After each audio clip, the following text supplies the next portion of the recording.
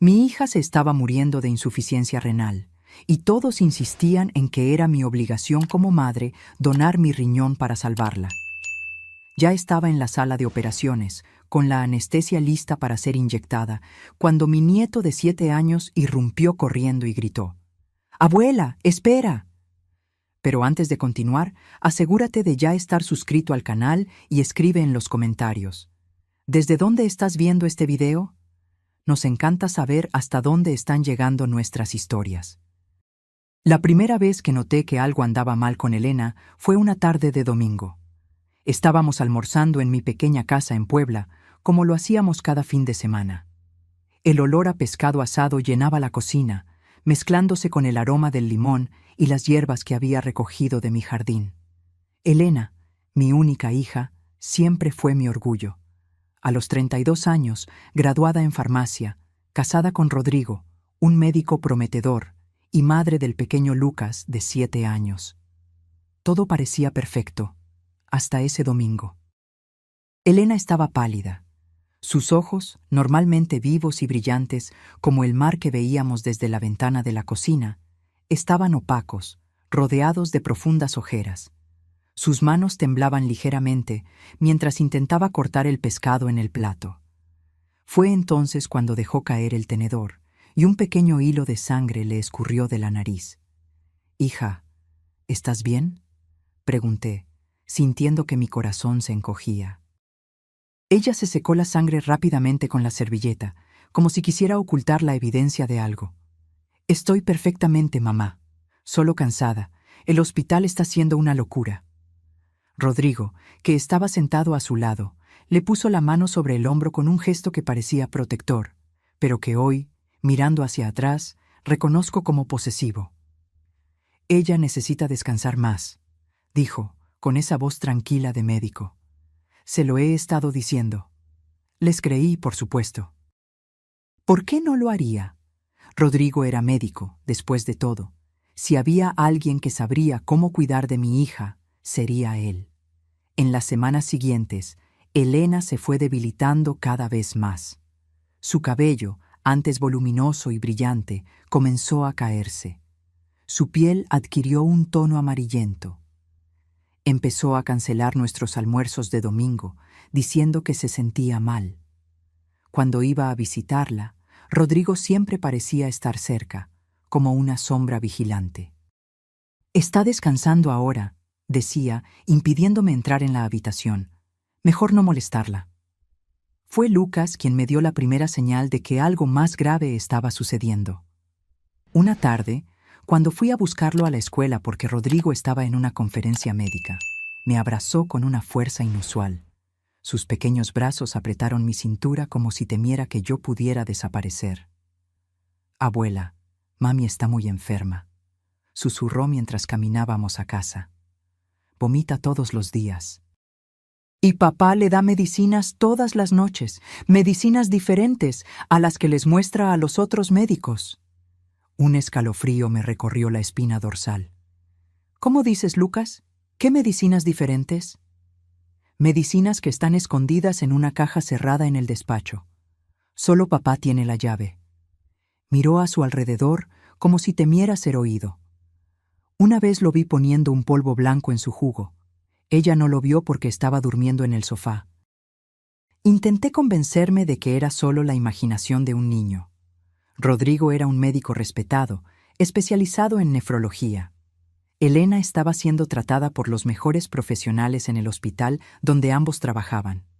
Pero la semilla de la duda estaba plantada y crecía con cada nuevo síntoma que surgía. 2 semanas después, recibí una llamada de Rodrigo. Su voz era grave, cargada de una preocupación que parecía ensayada. «Señora Clara, Elena está hospitalizada. Insuficiencia renal. Los exámenes muestran que sus riñones están fallando rápidamente». El mundo pareció desacelerarse. Recuerdo haber dejado caer el teléfono, mis piernas flaqueando. ¿Mi hija, mi Elena, tenía los riñones fallando? ¿Cómo era posible? Ella siempre fue saludable. Nunca había tenido problemas renales antes. Cuando llegué al hospital, Elena estaba irreconocible. Tubos salían de su frágil cuerpo. Las máquinas sonaban a su alrededor. Su piel estaba tan pálida que parecía translúcida bajo las frías luces del hospital. Rodrigo estaba a su lado, junto con sus padres, Antonio y Marcia, personas que siempre me habían mirado con un cierto desprecio mal disimulado. «Clara», me llamó Rodrigo, su voz suave como el terciopelo. «Necesitamos hablar sobre las opciones de tratamiento». Fue en ese momento que la idea del trasplante surgió por primera vez. Rodrigo explicó, con la frialdad de un médico hablando de un caso clínico cualquiera, que Elena necesitaría un trasplante de riñón para sobrevivir. La diálisis podría ayudar por un tiempo, pero no sería una solución definitiva.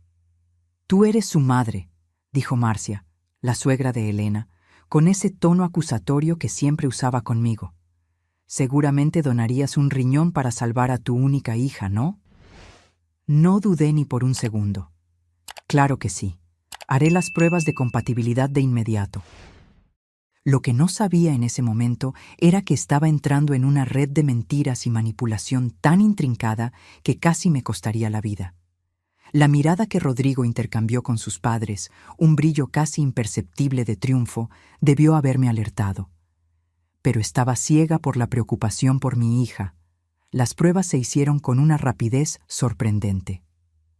«Compatibilidad perfecta», anunció Rodrigo 2 días después, sosteniendo los resultados como un trofeo. «Eres la donante ideal, Clara». Algo en la forma en que lo dijo me molestó. No era gratitud o alivio lo que veía en sus ojos, era expectativa, como si hubiera estado esperando ansiosamente ese resultado específico. Fue esa noche, volviendo a casa después de visitar a Elena, que encontré a Lucas sentado en la escalera de mi edificio. Había escapado de casa, cruzando solo las 3 cuadras que separaban nuestras casas. Sus ojos estaban rojos de tanto llorar. «Abuela», sollozó, «tengo miedo». Oí a papá hablando por teléfono que después de que dones el riñón, todo saldrá bien, que los resultados serán perfectos. «¿Qué tipo de resultados, abuela?». Abracé a mi nieto, intentando calmarlo, pero sus palabras se quedaron resonando en mi mente. ¿Qué resultados serían esos? ¿Por qué Rodrigo parecía tan ansioso porque yo fuera la donante? ¿Y por qué Lucas parecía tan asustado? Los días que siguieron hasta la fecha programada para la cirugía fueron un torbellino de emociones y crecientes sospechas. Elena empeoraba cada día, como si su cuerpo estuviera siendo consumido por dentro. En cada visita al hospital la encontraba más débil, más distante, como si se estuviera despidiendo lentamente de la vida. Rodrigo estaba siempre presente, controlando quién podía verla y por cuánto tiempo. Él personalmente administraba sus medicamentos, verificando cada bolsa de suero, cada pastilla. «Soy su médico», justificaba cuando alguna enfermera cuestionaba. «Conozco el caso mejor que nadie». Fue en una de esas visitas que noté algo extraño. Mientras ajustaba la almohada de Elena, vi una pequeña marca morada en su cuello, similar a la que deja una aguja. No era en el lugar donde estaban los catéteres o donde las enfermeras solían aplicar inyecciones. Estaba más escondida, casi en la nuca, como si alguien hubiera elegido deliberadamente un lugar menos visible. «Elena, ¿qué es eso en tu cuello?», pregunté, tocando suavemente la marca. Antes de que pudiera responder, Rodrigo entró en la habitación. Sus ojos se fijaron instantáneamente en el lugar que yo estaba tocando, y por un segundo, solo un segundo, vi pánico en su mirada. «Probablemente irritación de la funda de la almohada», respondió por ella, apartando mi mano con una delicadeza estudiada. «Elena tiene la piel sensible, siempre la ha tenido». Elena solo asintió, sus ojos evitando los míos. Había algo en su mirada. ¿Miedo? ¿Confusión? No pude descifrarlo. Esa noche, en casa, no pude dormir. La marca en el cuello de Elena, el comportamiento controlador de Rodrigo, las palabras de Lucas. Todo giraba en mi mente como piezas de un rompecabezas que no podía armar. Decidí hacer algo que nunca pensé que haría: investigar a Rodrigo. A la mañana siguiente, fui al hospital más temprano, antes del horario de visitas. Conocía bien el lugar después de tantas idas y venidas. Sabía que los miércoles Rodrigo tenía una reunión con el equipo médico a las 9 a.m. Sería mi oportunidad de ver el historial médico de Elena sin su interferencia. La jefa de enfermeras, doña Iracema, siempre fue amable conmigo. Había trabajado en el hospital por más de 30 años y conocía a Elena desde que ella comenzó a hacer su pasantía allí durante la universidad. Señora Clara, me saludó con sorpresa. Vino temprano hoy. Iracema, necesito su ayuda, confesé, sintiendo el peso de la decisión que estaba tomando. Algo anda mal con el tratamiento de mi hija. Necesito ver su historial médico. Iracema dudó. Señora Clara, usted sabe que eso es contra las reglas. Por favor, supliqué, sosteniendo sus manos. Tengo razones para creer que mi hija está siendo perjudicada y el trasplante está programado para la próxima semana. Necesito saber qué está pasando antes de donar mi riñón. Algo en mi desesperación debió haber convencido a Iracema. Miró a los lados, asegurándose de que nadie nos observara, y me condujo a una pequeña sala. Tengo acceso al sistema. Puedo mostrarle los exámenes, pero tenemos que ser rápidas. Lo que vi en los registros médicos de Elena me dejó helada. Sus exámenes mostraban niveles elevados de sustancias que yo, incluso sin un conocimiento médico profundo, sabía que no debían estar presentes en la sangre de alguien. Aún más alarmante, había discrepancias entre los exámenes oficiales y algunas anotaciones hechas a mano por otro médico, el doctor Miguel Santos. ¿Quién es este doctor Miguel?, le pregunté a Iracema. También es nefrólogo, colega de Rodrigo. Estuvo siguiendo el caso de Elena al principio, pero Rodrigo insistió en asumirlo solo. Iracema frunció el ceño. Fue extraño, porque el doctor Miguel es considerado uno de los mejores especialistas en enfermedades renales del estado. En las anotaciones del doctor Miguel, leí: sospecha de envenenamiento por metales pesados. Recomiendo una investigación toxicológica completa. Mi sangre se congeló. ¿Envenenamiento? ¿Mi hija estaba siendo envenenada? Hay una cosa más, señora Clara, dijo Iracema, bajando aún más la voz. Rodrigo está llevando a cabo una investigación sobre un nuevo medicamento para el rechazo de trasplantes. Es experimental, aún no ha sido aprobado. Oí rumores de que necesita datos de casos reales para conseguir la aprobación y financiación. Las palabras de Lucas resonaron en mi mente. Después de que dones el riñón, los resultados serán perfectos. Salí del hospital aturdida, con una certeza terrible creciendo dentro de mí. Rodrigo estaba enfermando deliberadamente a Elena para usarla como conejillo de indias en su investigación, y yo sería la próxima víctima, proporcionando el riñón que él necesitaba para completar su macabro experimento. Pero necesitaba pruebas concretas. No podía simplemente acusar al respetado doctor Rodrigo Méndez sin evidencia sólida. Y, lo más importante, necesitaba encontrar una manera de proteger a Elena. Fue entonces cuando decidí buscar al doctor Miguel Santos. Si alguien podía confirmar mis sospechas, sería él. Lo encontré en su consulta privada al final de ese mismo día. Era un hombre de mediana edad, con ojos cansados y una expresión grave. Señora Clara, dijo después de que le expliqué la situación. He estado siguiendo el caso de Elena a distancia y debo decir que sus sospechas no son infundadas. Sus síntomas son compatibles con envenenamiento crónico por mercurio o arsénico, pero Rodrigo vetó todos los exámenes toxicológicos que solicité. ¿Por qué? ¿Por qué le haría eso a su propia esposa? El doctor Miguel dudó. Hay rumores en el hospital. Rodrigo está desesperado por resultados para su investigación. Un nuevo medicamento antirrechazo que promete revolucionar los trasplantes. Pero necesita datos clínicos de casos reales. Y un trasplante entre madre e hija con compatibilidad perfecta sería el escenario ideal para probar su droga. Dios mío, murmuré, sintiendo que el suelo desaparecía bajo mis pies. ¿Está envenenando a su propia esposa para poder probarla como conejillo de Indias? ¿Y quiere usar mi riñón también? No puedo afirmarlo categóricamente sin los exámenes adecuados, pero... El doctor Miguel me miró con compasión. Creo que sí. Y si usted dona su riñón en estas circunstancias, también se estará poniendo en riesgo. Salí de la consulta con la mente en ebullición. Necesitaba actuar rápidamente. La cirugía estaba programada para dentro de 4 días. 4 días para reunir pruebas, convencer a las autoridades y salvar a mi hija y a mí misma de un médico dispuesto a sacrificar vidas en nombre de la ciencia y la ambición. Esa noche fue la más larga de mi vida.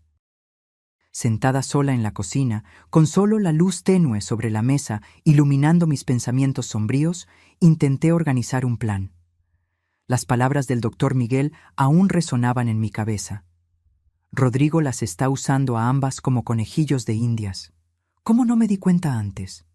Las señales estaban todas ahí. El inicio repentino de la enfermedad de Elena, el control obsesivo de Rodrigo sobre su tratamiento, la insistencia casi desesperada para que yo fuera la donante, las marcas de inyección en lugares inusuales. Todo apuntaba a una verdad monstruosa que yo, cegada por el respeto a la profesión médica y la confianza en mi yerno, no pude ver. Necesitaba pruebas.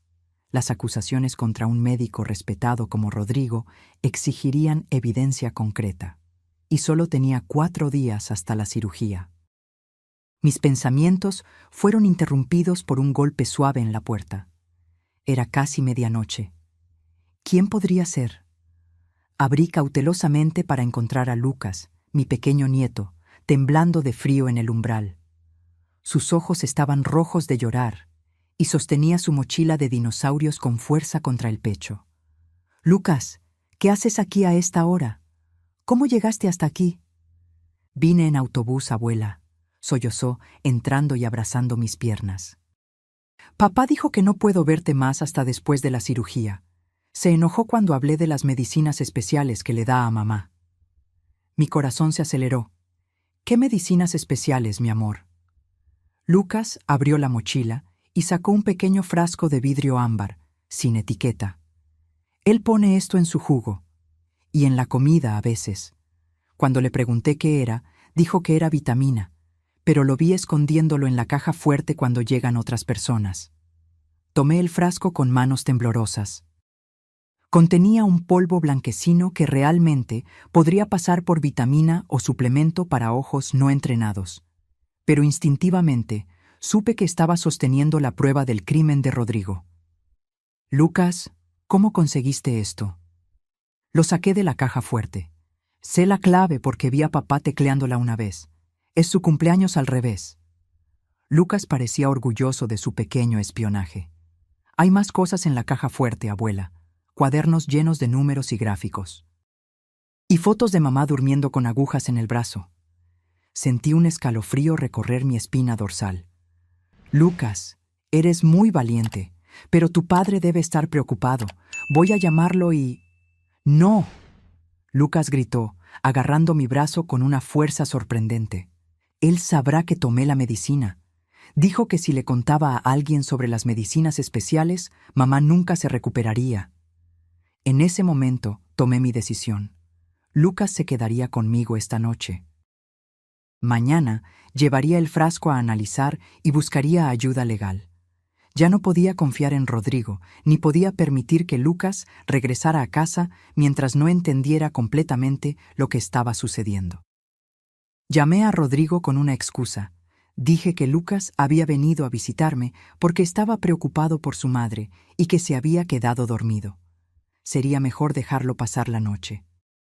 Rodrigo no pareció sospechar.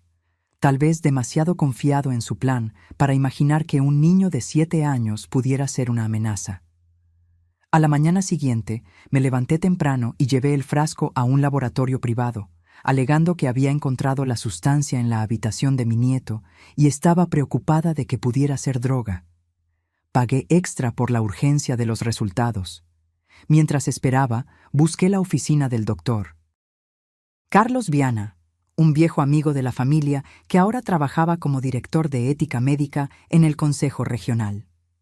Si había alguien que pudiera ayudarme a navegar en esta pesadilla, sería él. El doctor Carlos me escuchó con creciente atención, su rostro endureciéndose a medida que narraba mis sospechas. Cuando terminé, se quedó en silencio por unos momentos, como si procesara la magnitud de las acusaciones. Clara, lo que estás describiendo es extremadamente grave. Si es cierto, estamos hablando de múltiples crímenes: intento de homicidio, experimentación humana ilegal, fraude médico. Suspiró profundamente. Conozco a Rodrigo. Siempre lo consideré brillante, tal vez demasiado ambicioso, pero nunca imaginé algo así. Necesito su ayuda, Carlos. La cirugía está programada para dentro de 3 días. Si entramos en esa sala de operaciones, no sé si Elena y yo saldremos vivas. El doctor Carlos asintió gravemente. Voy a contactar a algunas personas. Necesitamos los resultados de ese frasco y una orden judicial para acceder a todos los registros médicos de Elena, incluidas las anotaciones privadas de Rodrigo. También necesitamos autorización para exámenes toxicológicos independientes en Elena. ¿Y qué pasa con Lucas? No puedo dejar que regrese a casa de Rodrigo. Por ahora, manténgalo con usted. Si confirmamos sus sospechas, presentaremos una solicitud de custodia provisional alegando riesgo inminente. Cuando salí de la oficina del doctor Carlos, recibí una llamada del laboratorio. Los resultados preliminares estaban listos. El frasco contenía una mezcla de compuestos, incluidas cantidades significativas de sales de mercurio, una sustancia conocida por causar daño renal progresivo cuando se administra crónicamente. La confirmación fue como un puñetazo en el estómago. Por mucho que lo sospechara, una parte de mí aún esperaba estar equivocada, que hubiera alguna explicación alternativa, menos monstruosa. Pero ahora tenía la prueba química. Rodrigo estaba envenenando deliberadamente a mi hija. Con manos temblorosas, llamé al doctor Carlos para informarle de los resultados. Su respuesta fue inmediata. Estoy contactando a la policía y al comité de ética del hospital. No se acerque a Rodrigo. Vaya a casa y espere mi llamada. Apenas había colgado cuando mi celular volvió a sonar. Era Marcia, la madre de Rodrigo. Clara. Su voz sonaba irritantemente tranquila. Estamos todos preocupados. Lucas está contigo, y Rodrigo dice que has estado haciendo preguntas extrañas en el hospital. Este no es momento para la paranoia, Clara. Tu hija necesita ese trasplante. Algo en su tono, una falsedad calculada, confirmó mis peores sospechas. Ellos sabían. Todos ellos. Rodrigo, sus padres, estaban involucrados en este horrible plan. Marcia, respondí, intentando mantener la voz firme. Sé exactamente lo que está pasando. Y puedo garantizarte que tú, tu hijo y tu marido van a pagar por cada gota de sufrimiento que le causaron a mi hija. Hubo un breve silencio.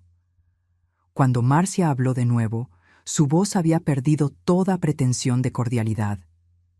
No tienes idea con quién te estás metiendo, Clara. Entrega a Lucas y preséntate para la cirugía, o Elena sufrirá las consecuencias. Los accidentes ocurren en los hospitales todo el tiempo. Colgó antes de que yo pudiera responder. El miedo helado que sentí fue rápidamente reemplazado por una furia que nunca había experimentado antes.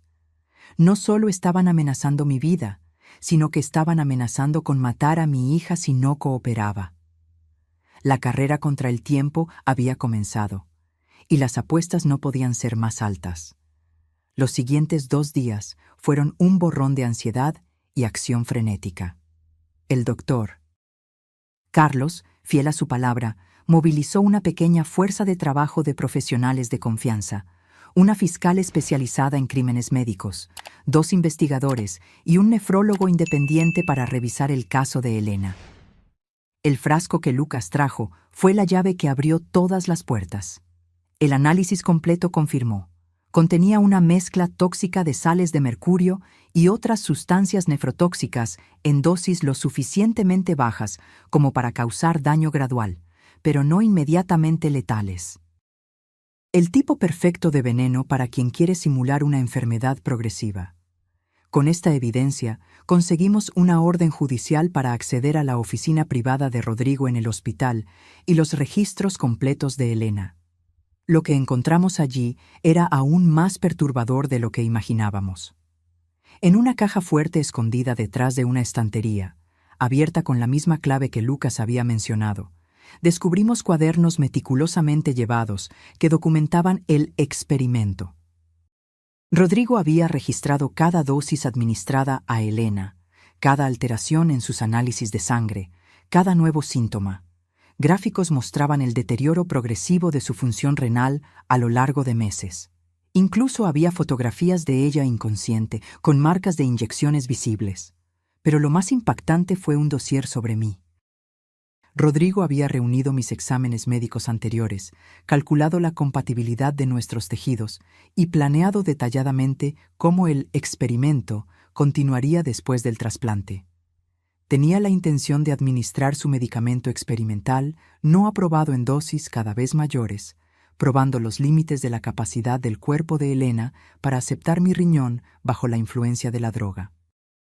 En un correo electrónico impreso encontrado en la misma carpeta, Rodrigo escribía a un representante de una gran empresa farmacéutica.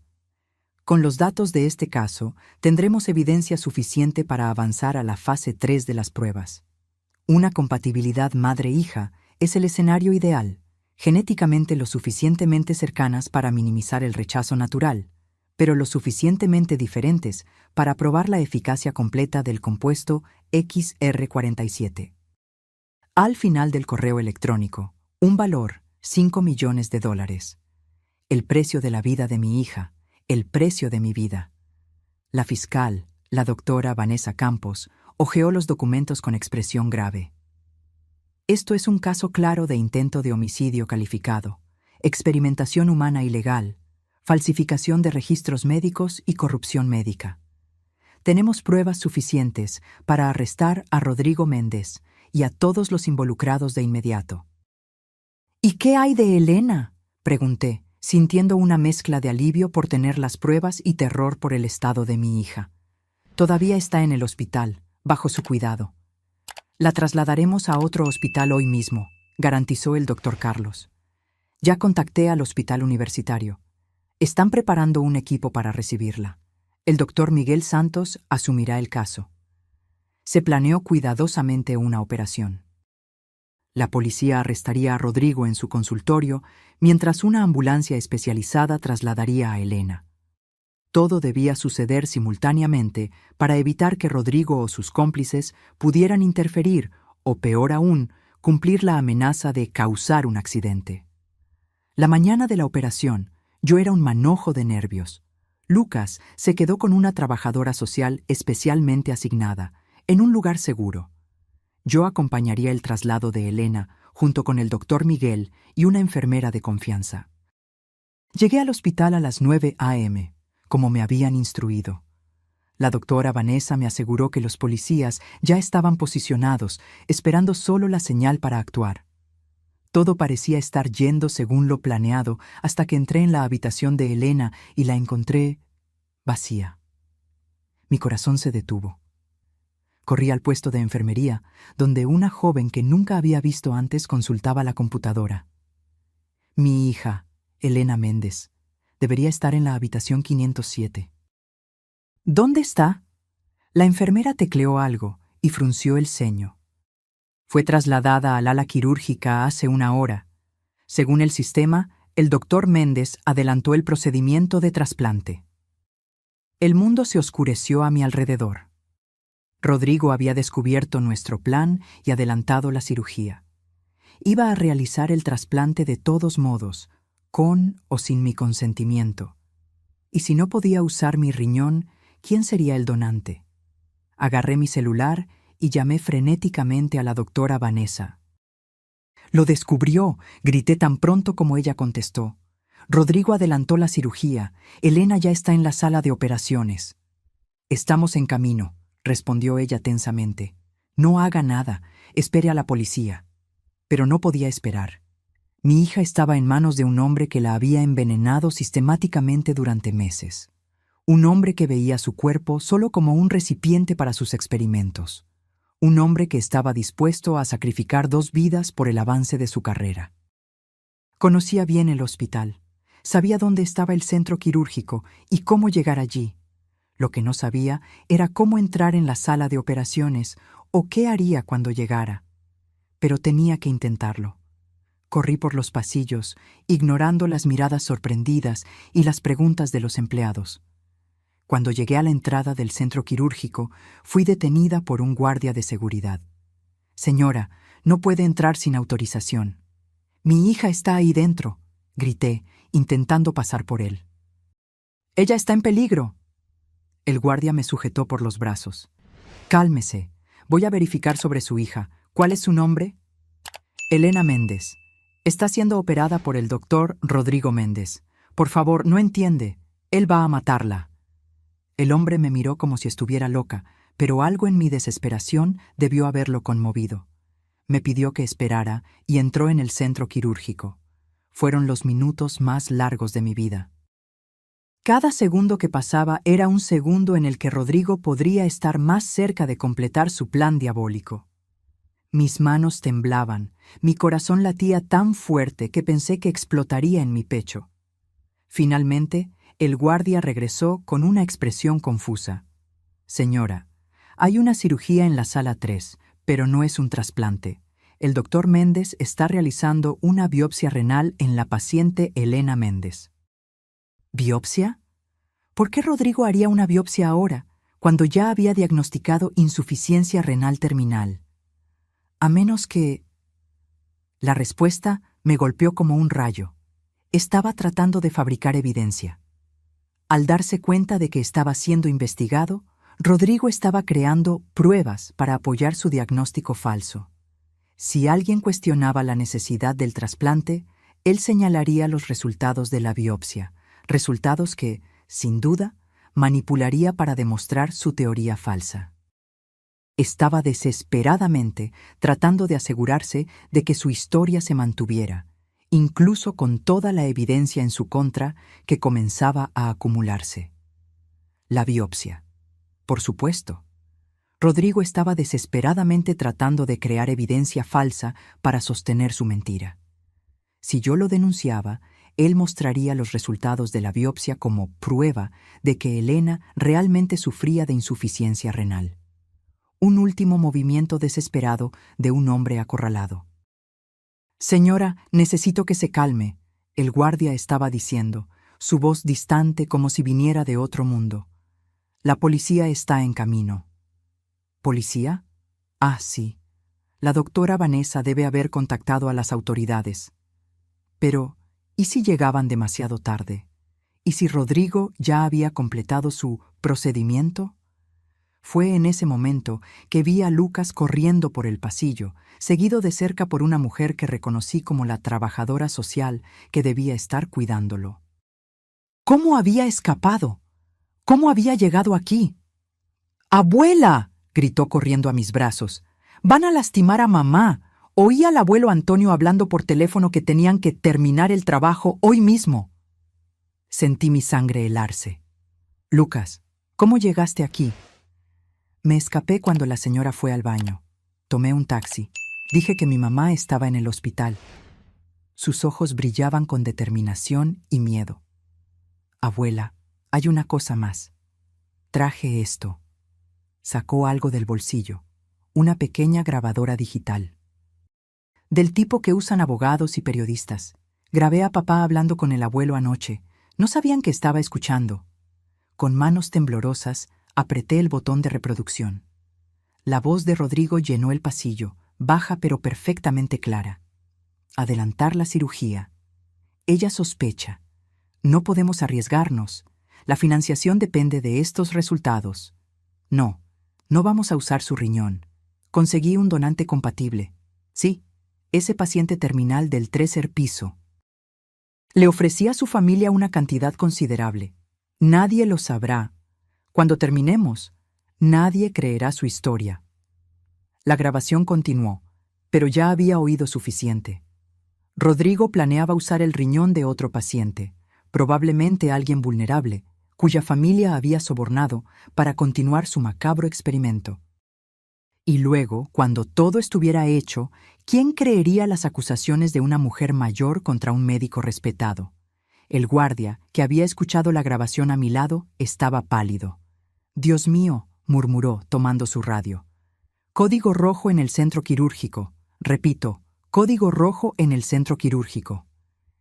Menos de un minuto después, oímos sirenas. La policía había llegado. La doctora Vanessa corría delante de 4 oficiales uniformados, seguidos por el doctor Carlos y el doctor Miguel. «¡Clara!», exclamó la doctora Vanessa. «Encontramos a los padres de Rodrigo intentando destruir documentos en su oficina. Están bajo custodia. ¿Dónde está Elena?» «Sala de cirugía 3. Rodrigo está realizándole una biopsia ahora mismo, pero escuche esto primero». Reproduje la grabación de nuevo. El rostro de la doctora Vanessa se endureció con cada palabra. Cuando terminó, se volvió hacia los policías. «Entren de inmediato. Tenemos evidencia de un crimen en curso». Fue como ver una escena de película. Los policías, acompañados por el doctor Miguel y el guardia de seguridad, irrumpieron en el centro quirúrgico. Yo quería seguirlos, pero la doctora Vanessa me sujetó. «Clara, deje que ellos se encarguen. Ya ha hecho suficiente. Ahora necesita ser fuerte para Elena». La espera fue agonizante. Lucas agarró mi mano, sus pequeños dedos apretando los míos con una fuerza sorprendente. Podía sentir su temblor, pero también su valentía. Este pequeño niño había arriesgado todo para salvar a su madre y a su abuela. Finalmente, las puertas se abrieron. Una camilla era empujada rápidamente, con Elena aún inconsciente, conectada a monitores. El doctor Miguel venía a su lado, verificando sus signos vitales. «Está estable», me aseguró rápidamente. «Interrumpimos el procedimiento a tiempo. La trasladaremos al hospital universitario de inmediato para desintoxicación y tratamiento adecuado». Detrás de ellos, Rodrigo era escoltado por 2 policías, esposado, su bata blanca contrastando brutalmente con las esposas de metal en sus muñecas. Su rostro, siempre tan sereno y confiado, ahora estaba distorsionado por una mezcla de rabia y miedo. Cuando pasó por mí, nuestras miradas se cruzaron. No había remordimiento en sus ojos, solo furia por haber sido descubierto, porque su plan había fracasado. «No lo entiendes», siseó. «Era por la ciencia. El avance médico exige sacrificios». «No cuando el sacrificio es mi hija», respondí, sorprendiéndome a mí misma con la firmeza en mi voz. Un policía lo empujó hacia adelante, cortando cualquier respuesta que pudiera tener.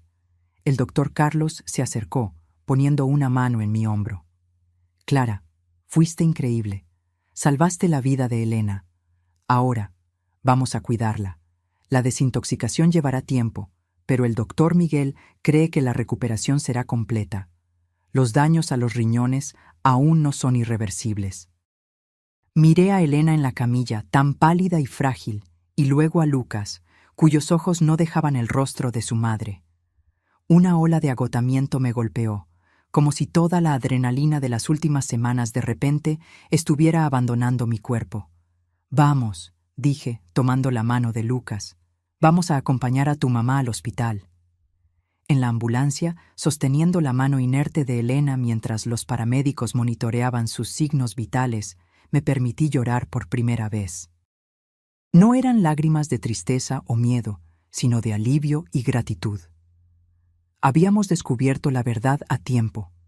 Elena estaba viva, Lucas estaba a salvo, y Rodrigo y sus cómplices enfrentarían la justicia. Mirando el rostro de mi hija, prometí silenciosamente que, a partir de ese momento, nadie jamás la lastimaría de nuevo, ni a ella ni a mi nieto.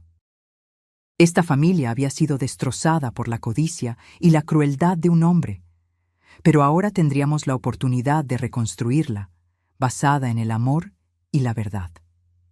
El camino de la recuperación sería largo, pero por primera vez en meses me permití sentir esperanza. Los días que siguieron al arresto de Rodrigo fueron un torbellino de emociones, procedimientos médicos y declaraciones legales.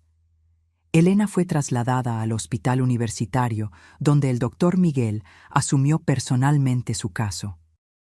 Los exámenes toxicológicos confirmaron niveles alarmantes de mercurio y otros metales pesados en su organismo, lo que requirió un tratamiento intensivo de quelación para eliminar las toxinas. Me quedé a su lado día y noche, observando cada gota de medicamento, cuestionando cada procedimiento. La confianza que había depositado ciegamente en la medicina había sido destrozada, y ahora me había vuelto vigilante incluso con los profesionales más bien intencionados. El doctor Miguel, comprendiendo mi trauma, explicaba pacientemente cada etapa del tratamiento, mostrando los resultados de los exámenes, permitiéndome verificar los medicamentos. La confianza se rompió, señora Clara, me decía con amabilidad. Necesitamos reconstruirla poco a poco. Lucas también estaba siempre presente, sentado tranquilamente en un rincón de la habitación, dibujando o leyendo, pero siempre con los ojos atentos a cualquier movimiento alrededor de su madre. El niño que antes era vibrante y hablador, ahora se había vuelto silencioso y observador, como si hubiera envejecido años en pocos días. En la segunda semana de hospitalización, cuando Elena finalmente comenzó a mostrar signos consistentes de mejoría, tuvimos una conversación difícil. Estaba sentada en la cama, aún débil, pero con los ojos más claros de lo que había visto en meses. Sus manos ya no temblaban tanto, y un ligero color había vuelto a sus mejillas. «Mamá», dijo suavemente, «me lo contaron todo, sobre Rodrigo, sobre el envenenamiento, sobre cómo tú y Lucas me salvaron». Su voz se quebró. «¿Cómo no me di cuenta? ¿Cómo pude ser tan ciega?» Sostuve sus manos, sintiendo la fragilidad de los huesos bajo la piel. «No te culpes, hija. Rodrigo era tu marido, un médico respetado. Todos confiábamos en él». «Pero soy farmacéutica», insistió, con lágrimas que corrían silenciosamente.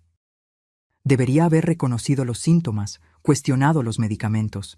En cambio, dejé que él me convenciera de que me estaba volviendo paranoica, que el estrés estaba afectando mi percepción. Era un patrón clásico de abuso, explicó después la psicóloga que comenzó a atender a Elena. Rodrigo había construido metódicamente un sistema de aislamiento y gaslighting. Primero, convenciendo a Elena de que sus síntomas eran psicosomáticos. Luego, alejándola gradualmente de amigos y colegas de trabajo con la excusa de que necesitaba descansar. Finalmente, controlando su medicación y alimentación, manteniéndola en un estado constante de confusión y vulnerabilidad. Personas como Rodrigo son depredadores sofisticados, explicó la doctora Luisa, la psicóloga. Eligen víctimas inteligentes y fuertes porque el desafío es mayor y la victoria más satisfactoria. Elena no fue víctima por ser débil, sino por confiar en alguien que no merecía esa confianza. La investigación policial reveló la extensión completa del esquema de Rodrigo. Durante casi 2 años, había estado realizando experimentos no autorizados con un medicamento antirrechazo experimental desarrollado por él mismo. Había comenzado a probarlo en pacientes terminales, ofreciendo la droga como tratamiento compasivo sin explicar los verdaderos riesgos u obtener la aprobación ética adecuada. Cuando obtuvo resultados preliminares prometedores, una gran farmacéutica internacional mostró interés, pero exigió datos más sólidos de casos con alta compatibilidad genética: hermanos, padres e hijos. Fue entonces cuando Rodrigo volvió su mirada hacia su propia familia. La elección de Elena no fue accidental. Como farmacéutica, ella entendería y valoraría la importancia de la investigación médica. Como esposa devota, confiaría en él implícitamente. Y como mi hija, compartía conmigo una compatibilidad genética lo suficientemente alta como para ser una donante ideal, pero con suficientes diferencias para probar adecuadamente la eficacia de la droga. Los padres de Rodrigo, Antonio y Marcia estaban plenamente involucrados en el esquema. empresarios con conexiones en el mundo farmacéutico, habían facilitado el contacto con la multinacional y gestionado el aspecto financiero de la operación. Los 5 millones de dólares mencionados en el correo electrónico eran solo el comienzo. Si la droga era aprobada, la familia Méndez recibiría regalías que podrían alcanzar cientos de millones a lo largo de los años. Vendieron la salud de su propia nuera y el futuro de su propio nieto por dinero, comentó la doctora Vanessa Conasco durante una de nuestras muchas reuniones para preparar el caso judicial. En 20 años como fiscal, pocos casos me han repugnado tanto como este. El juicio de Rodrigo y sus padres se convirtió en uno de los casos más comentados en los medios. Médico envenena a su esposa para usar a su suegra como conejillo de indias en un experimento ilegal. Los titulares no escatimaban en el sensacionalismo, pero la realidad era aún más perturbadora de lo que cualquier título podría capturar. Mientras tanto, en el hospital, Elena continuaba su lenta recuperación. Afortunadamente, los daños a los riñones no eran irreversibles. Con el fin del envenenamiento y el tratamiento adecuado, su función renal comenzó a mejorar gradualmente. El doctor Miguel nos garantizó que, aunque podría llevar meses o incluso años para una recuperación completa, Elena no necesitaría un trasplante o diálisis permanente. El daño emocional, sin embargo, era otra historia.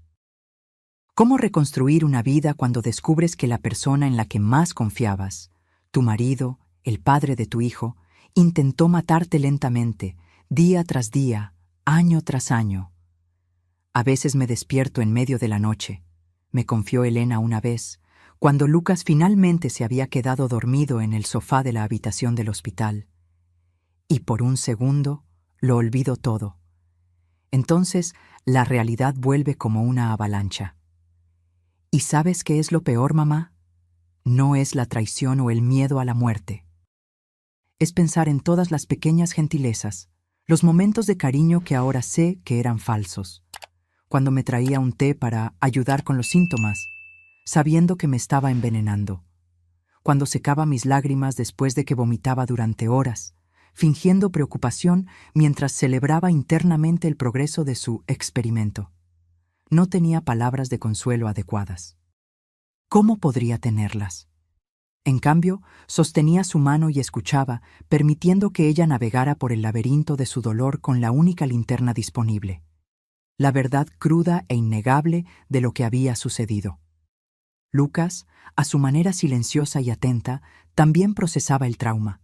La psicóloga infantil que comenzó a atenderlo explicó que estaba lidiando con una forma compleja de duelo, no por la muerte física de su padre, sino por la muerte de la imagen que tenía de él. Se está preguntando si alguna vez fue realmente amado, explicó la doctora Marcia, sin relación con la abuela paterna, afortunadamente. Si su padre también lo habría sacrificado, si fuera necesario. Son preguntas para las que no tenemos respuestas y con las que tendrá que aprender a vivir. Una tarde, encontré a Lucas solo en el pasillo del hospital, mirando por la ventana hacia el patio donde otros niños jugaban. «Abuela», dijo sin girarse, «cuando mamá se recupere, ¿podemos ir a vivir a tu casa?» «Claro que sí, mi amor. Pueden quedarse conmigo el tiempo que quieran». Él asintió, aún mirando hacia afuera. «Creo que sería más seguro. Yo podría cuidarlas a las dos». Mi corazón se rompió un poco más. Con solo 7 años, Lucas ya había asumido el papel de protector de la familia. Lo abracé por detrás, apoyando mi barbilla en su suave cabello que olía a champú infantil. «Ya nos protegiste, Lucas. Fuiste el héroe más valiente que he conocido. Pero ahora deja que tu mamá y yo te cuidemos por un tiempo. ¿Está bien?» Entonces se giró, hundiendo la cara en mi blusa, y finalmente lloró. No las lágrimas contenidas de antes, sino sollozos profundos que sacudían su pequeño cuerpo. Lo dejé llorar, sabiendo que cada lágrima era un paso necesario en el largo camino de curación que teníamos por delante. 3 meses después de la hospitalización, Elena finalmente recibió el alta. Nuestra casa, que antes parecía tan pequeña para mí sola, Ahora albergaba a 3 generaciones unidas por el trauma, pero también por la determinación de reconstruir nuestras vidas a partir de los escombros dejados por Rodrigo. Ha pasado un año desde ese fatídico día en la sala de cirugía. Hoy, sentada en el porche de nuestra nueva casa, una pequeña granja en las afueras de la ciudad, lejos del hospital, lejos de los recuerdos, observo a Elena y Lucas jugando en el jardín recién plantado. Ella todavía tiene días malos, cuando la fatiga la domina o cuando los exámenes muestran alguna fluctuación en los valores renales, pero son cada vez más raros. El juicio de Rodrigo terminó hace 2 meses. Fue condenado a 20 años de prisión por intento de homicidio calificado, lesiones corporales graves, ejercicio ilegal de la medicina y varios otros crímenes. Sus padres recibieron penas menores, pero igualmente significativas, como cómplices. La licencia médica de Rodrigo fue permanentemente revocada, y su nombre ahora figura en listas de médicos inhabilitados en todo el mundo. La farmacéutica que financiaría la investigación enfrentó una demanda multimillonaria y una crisis de imagen devastadora, cuando salieron a la luz correos electrónicos que sugerían que algunos ejecutivos sabían, o debieron saber, que los datos de Rodrigo se obtenían por medios poco éticos. Millones de dólares fueron destinados a un fondo para víctimas de experimentación médica poco ética y se propusieron nuevas regulaciones para evitar casos similares. Pero nada de eso devolvió la inocencia a Lucas o borró las cicatrices invisibles que todos llevamos. Elena decidió no volver a la farmacia. En cambio, inició un curso de Derecho, decidida a especializarse en crímenes médicos y bioética. Quiero asegurarme de que otras familias no pasen por lo que pasamos nosotros, me dijo al matricularse. Quiero convertir nuestro dolor en algo útil. Lucas, ahora de 8 años, regresó a la escuela después de meses de educación en casa. Los primeros días fueron difíciles. Los otros niños sabían fragmentos de la historia a través de los padres que siguieron el caso en los medios. Algunos hacían preguntas insensibles, otros mantenían la distancia, como si el trauma fuera contagioso. Pero, lentamente, él comenzó a encontrar su lugar de nuevo, formando nuevas amistades, reconectándose con el mundo. ¿Y yo? Descubrí una fuerza que no sabía que poseía. A los 57 años, me convertí en activista por los derechos de los pacientes. Empecé hablando en pequeños grupos de apoyo, compartiendo nuestra historia. Pronto, estaba dando conferencias en facultades de medicina y enfermería, recordándoles a los futuros profesionales de la salud que detrás de cada historial médico hay una persona, una familia, una historia. La confianza entre médico y paciente es sagrada. Siempre enfatizo en estas conferencias. Cuando esa confianza es traicionada, no es solo un individuo el que sufre, sino todo el tejido social que mantiene nuestro sistema de salud funcionando. En una de esas conferencias conocí a Roberto, un médico jubilado cuyo hijo había sido víctima de un error médico años antes. Comenzamos como colegas de activismo, luego amigos, y ahora, estamos redescubriendo juntos lo que significa volver a confiar. Hay días, como hoy, en los que casi puedo olvidarlo. Días en los que la risa de Elena en el jardín suena tan ligera y genuina que parece imposible que haya pasado por el infierno. Días en los que veo a Lucas absorto en sus libros o juegos, mostrando destellos del niño despreocupado que era antes. Pero luego llega la noche, y con ella, las pesadillas. Elena todavía se despierta gritando a veces, convencida de que la están envenenando de nuevo. Lucas todavía verifica obsesivamente la comida y las medicinas de su madre, un ritual que estamos intentando, gentilmente, ayudarlo a superar con terapia. ¿Y yo? Todavía revivo ese momento en la sala de cirugía. El frío de la mesa de acero bajo mi espalda, el brillo cegador de las luces quirúrgicas, la sensación de completa impotencia mientras esperaba que la anestesia fuera inyectada, creyendo que estaba a punto de donar un riñón para salvar a mi hija, sin saber que me estaba entregando a un macabro experimento. Y entonces, como un rayo de luz que atraviesa la oscuridad, la imagen de Lucas irrumpiendo en la sala, pequeño pero determinado, llevando la verdad que nos salvaría. El doctor.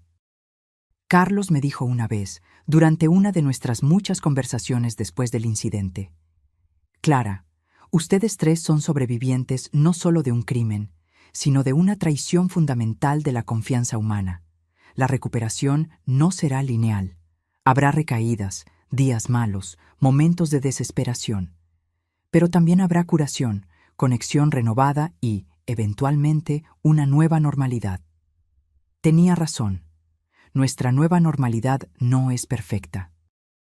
Es frágil, construida cuidadosamente sobre los escombros de lo que perdimos, pero es nuestra, conquistada con lágrimas, coraje y una determinación feroz de no permitir que la maldad de un hombre defina el resto de nuestras vidas.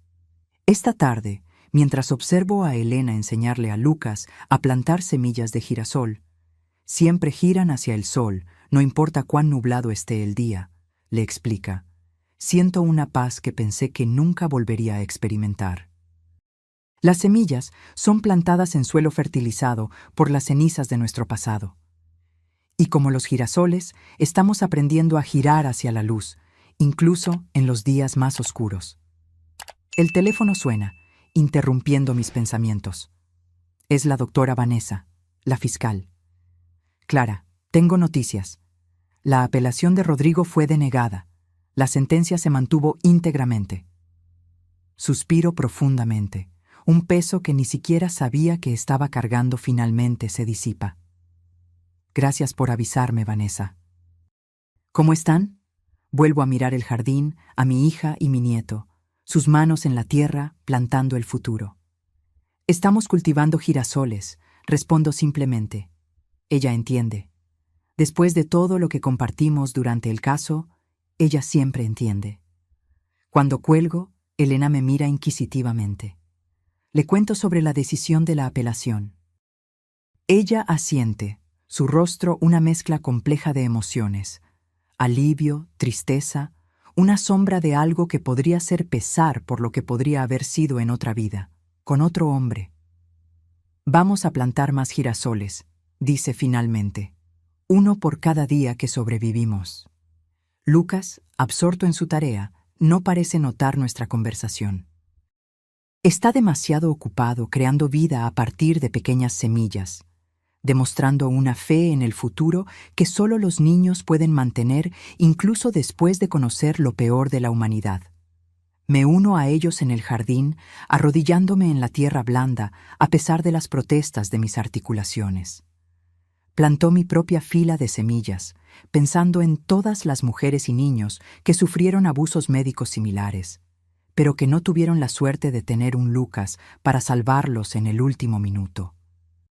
Para ellas, murmuro mientras cubro las semillas con tierra, para que sus historias también sean escuchadas. Elena toca mi hombro suavemente. Lo serán, mamá. Haremos que lo sean. Y en este pequeño jardín, con las manos en la tierra y los rostros vueltos hacia el sol, continuamos nuestro camino de curación, imperfecto, a veces doloroso, pero profundamente nuestro. Libres, finalmente, para elegir nuestro propio camino, escribir nuestra propia historia, plantar nuestras propias semillas de esperanza.